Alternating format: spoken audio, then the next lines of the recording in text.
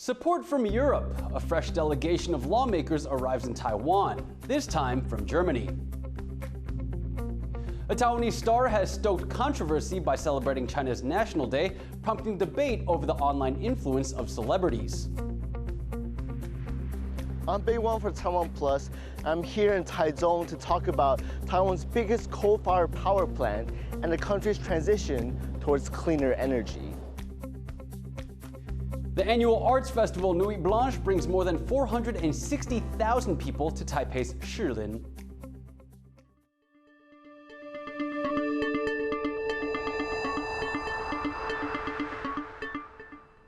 A warm welcome to TaiwanPlus News. I'm Leslie Liao. Taiwan's President Tsai Ing-wen joined other political leaders and foreign representatives on Monday for the launch of TaiwanPlus's new 24-hour channel. Rick Lauert has the story.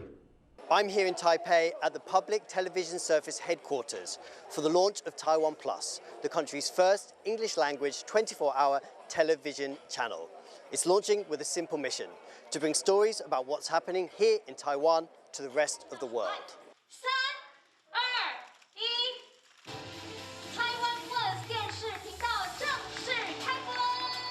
The government-backed channel, first launched on cable TV here in Taiwan and live streaming online, includes 9 daily news programs, talk shows on national and international current affairs, documentaries, and features on the country's food, culture, tourism, and history, as well as television series and movies from Taiwan. Taiwan is often excluded from the world stage under pressure from China, which claims the country as its own.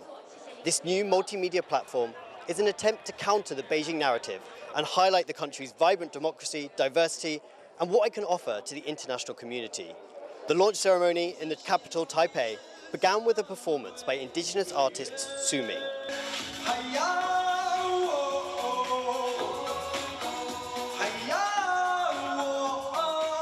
And was attended by diplomatic representatives as well as Taiwan's president, Tsai Ing-wen. The stories of Taiwan should be shared with the world, thanks to the courage and determination of our forebears. We emerged from decades of authoritarian rule to develop one of the most vibrant democracies in the region. In a world grappling with expanding authoritarianism, misinformation, and crackdowns on free speech, this channel hopes to boost the voice of a country which is often denied its say on the world stage. Patrick Chen and Rick Lauert in Taipei for TaiwanPlus. Taiwan's President Tsai Ing-wen has met with a visiting German legislative delegation. She said the two countries have been working closely together on matters of global importance. 近来世界局势发生许多重大的变化，我们也依然共同面对包括气候变迁以及威权主义扩张等严峻的挑战。也正因为如此，所有民主国家更应该团结合作，共同捍卫民主自由价值的坚定防线。 The group is led by German-Taiwan Parliamentary Friendship Group Chairman Klaus-Peter Wilsch and arrived in Taiwan on Sunday night. During the 5-day visit, the two sides are expected to hold talks on economic cooperation, energy transition, and technology development. It's the first delegation from Germany's Bundestag since the start of the COVID-19 pandemic. A Taiwanese celebrity has provoked controversy after sharing a post celebrating China's National Day on the 1st of October to her millions of followers. It's reignited debate about the role Taiwanese and Chinese stars play in spreading Beijing's position on Taiwan. James Chater reports. She's one of Taiwan's most recognizable celebrities, but Taiwan-born actress and model Lin Zhiling has become embroiled in controversy for sharing this post with her 18 million followers on Chinese social media platform Weibo. The original post is by Chinese state media CCTV and simply says, "I love you, China."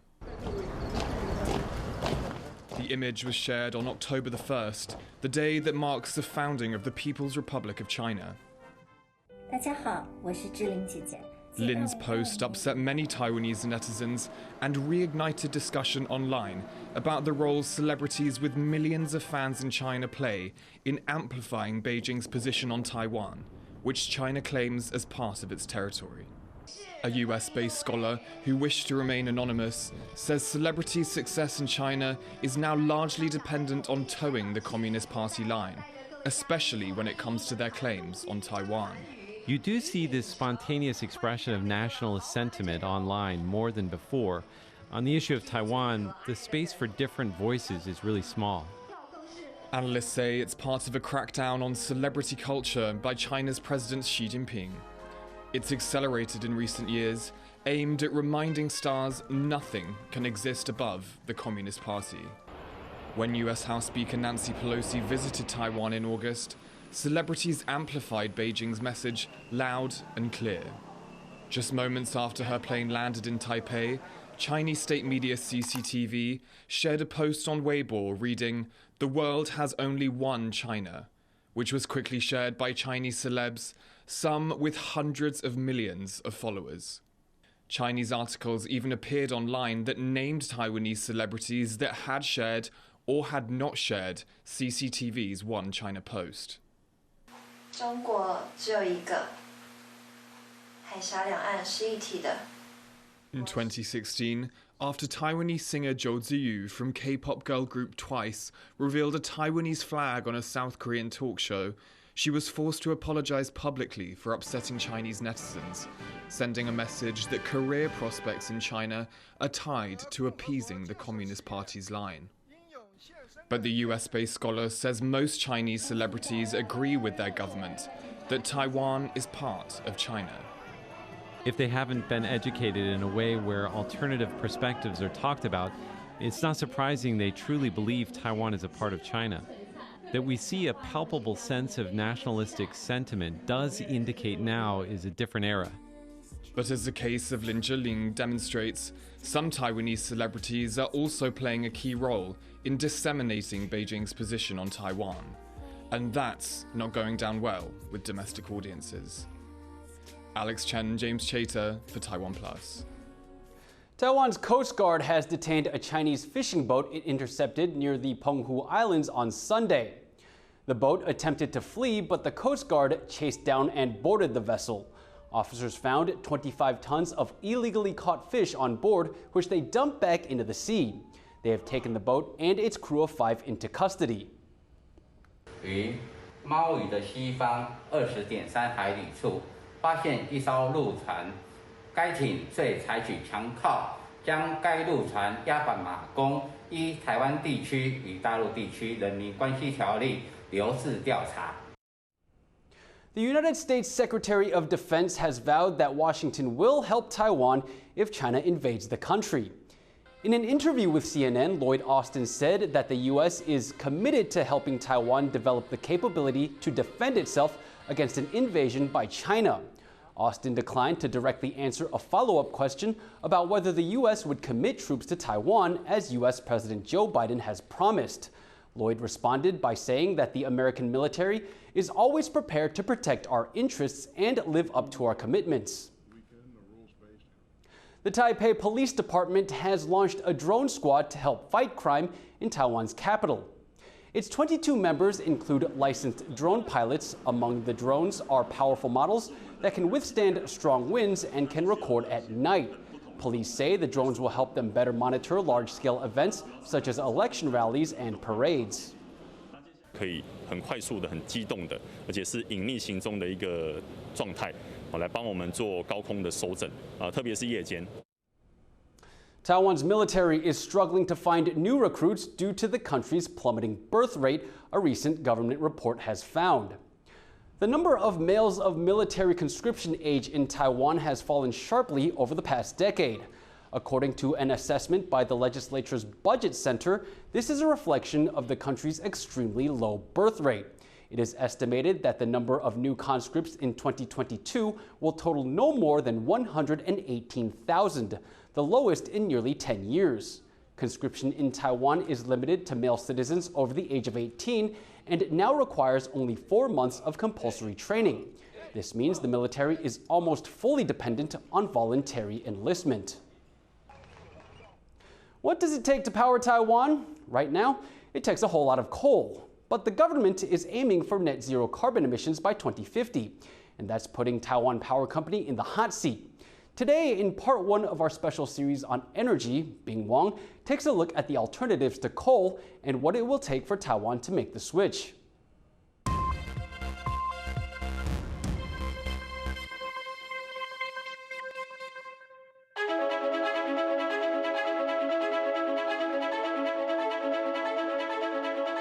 This is Taiwan's biggest coal-fired power plant. It's one of four that collectively provide more than 40% of the country's energy. It's located in the middle of the country in Taichung and has been in operation since 1990. But its days could be numbered as Taiwan pushes towards the goal of zero carbon emissions by 2050.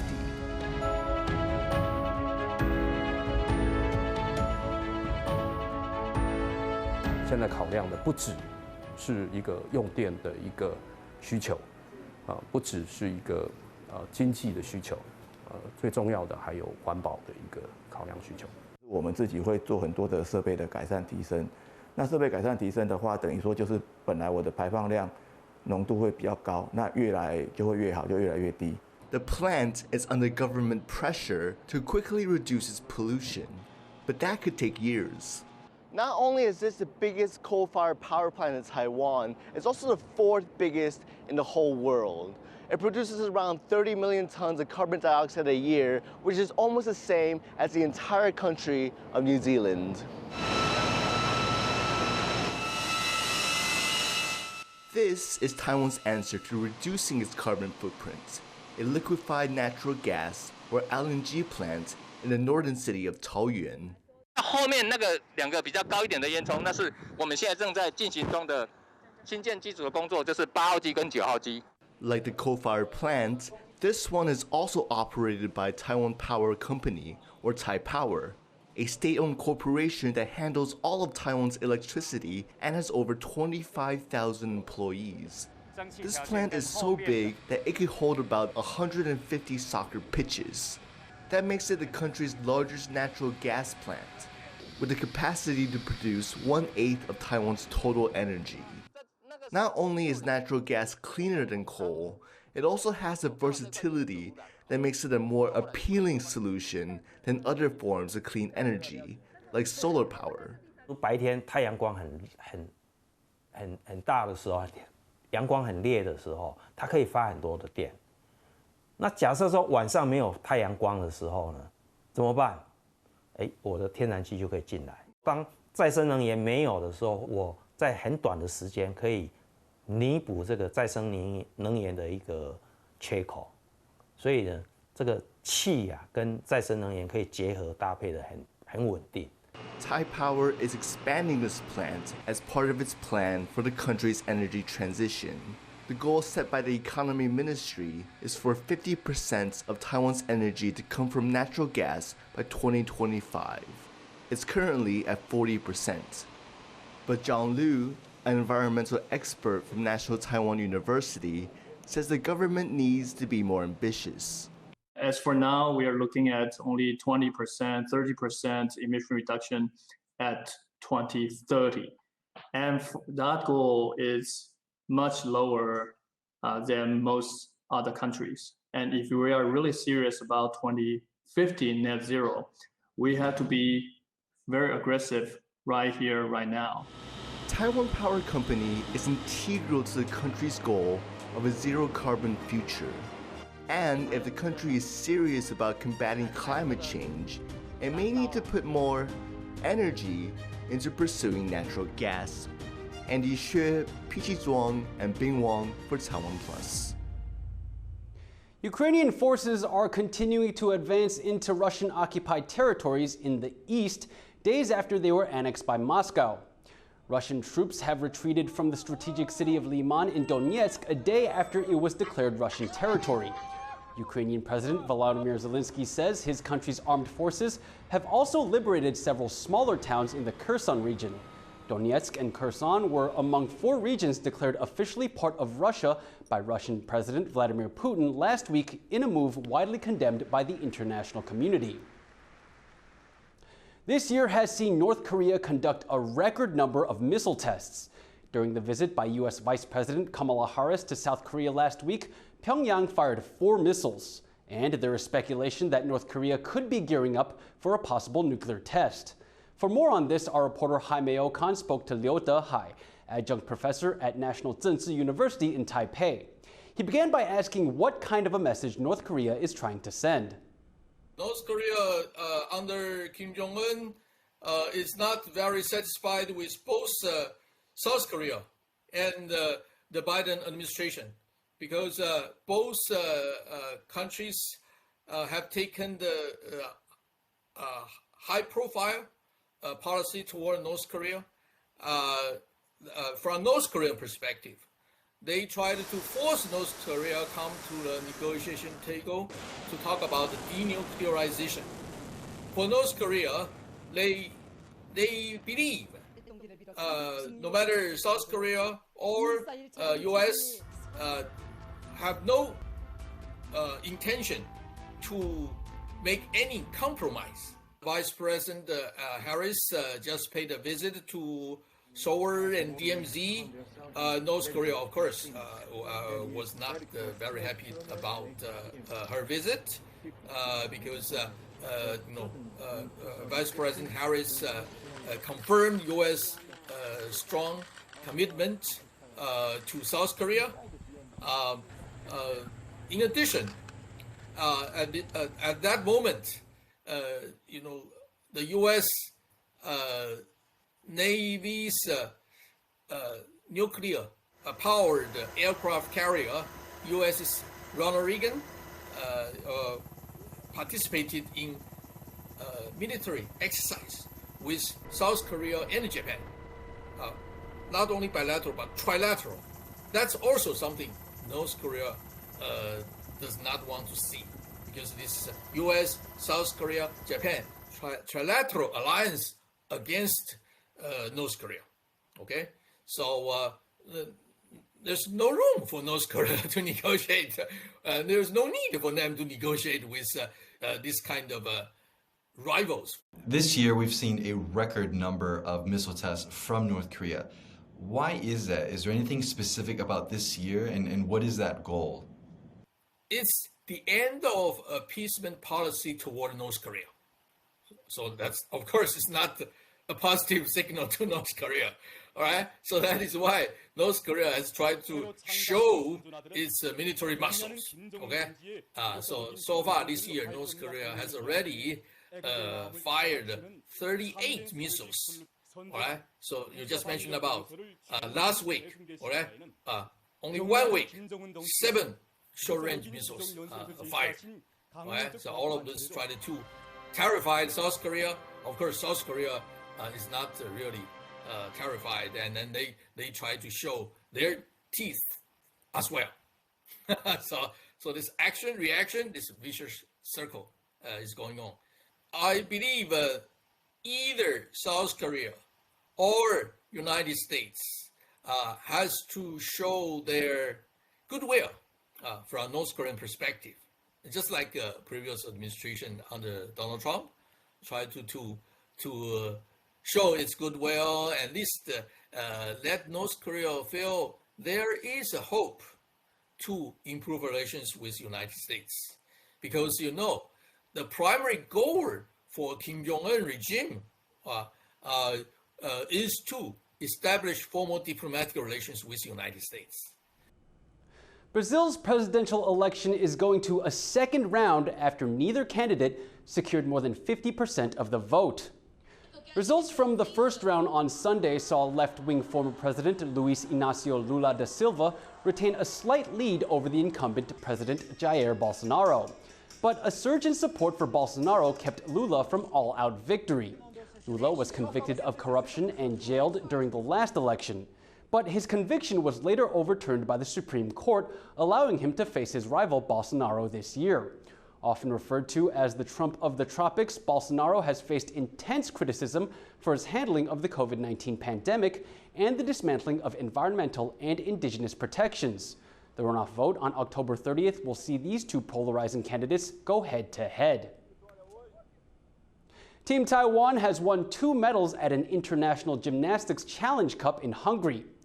Vaulter Zhen Wei-sen won a gold medal in his event, while Xiao Youran took silver in the pommel horse despite an injury. The Taiwanese contingent made it into the top 8 at the event, achieving one of its main goals ahead of the upcoming World Artistic Gymnastics Championships. 世锦赛的目标第一个就是在团体看能不能进入前8名，然后在鞍马项目跟单杠项目能够进入决赛。 A new documentary is showcasing a classic of Taiwanese opera and the work that's been done to revise it and pass it down over the past few decades. The creator of the play's newest version, a retired opera master, has made a rare appearance for the film's premiere. John Van Trieste has more. 2 generations of master performers walking arm in arm. It's unusual to see retired Taiwanese opera star Liao in public these days. But supported by one of her students, the 87-year-old has come to the premiere of a film focused on a big part of her life's work, reworking and passing on a classic. The Tale of the Lychee Mirror is an anonymous Chinese play that dates back at least to the 16th century. The love story has been adapted to Taiwan's traditional opera stages, most recently by Liao herself, who revised the script and created her own portrayal of the female lead. Liao began teaching her version of the play to students in the 1980s, and this documentary explores what these students have gone on to do with her creation. Both the film's director and critics have praise for Liao's adaptation. 老师一下就 catch 到一个很重要的，就是这个是一出青春浪漫的爱情戏，所以说我们是要让年轻人看，我们不是要让他只是看一个比较静态的一个古迹。他如何在每一次的演出之后，不断的精益求精的改变，就即使到现在他年纪这么大了，他其实也从来没有放下。 Liao herself says her work refining and teaching this play has all been for the future of her art form. 甲因教的东西，我嘛有甲因交代讲吼，恁唔是干那学搬戏尔，唔是学表演尔，恁共款爱学传授的，会晓传授吼，才摊会开。 The team behind the film says it's also been working to pass on the art of Taiwanese opera in its own way, by documenting the work to refine and perfect one of its classic plays. Asnaya Zhou and John Van Trieste for TaiwanPlus. Tens of thousands of people stayed up all night in Taipei on Saturday. They were taking in the sights and sounds of Nuit Blanche, an annual arts festival that lasts from 6 p.m. to 6 a.m. It's the first time the event was held in person since 2020 because of the pandemic. Our reporter Yu Jing Huang was there.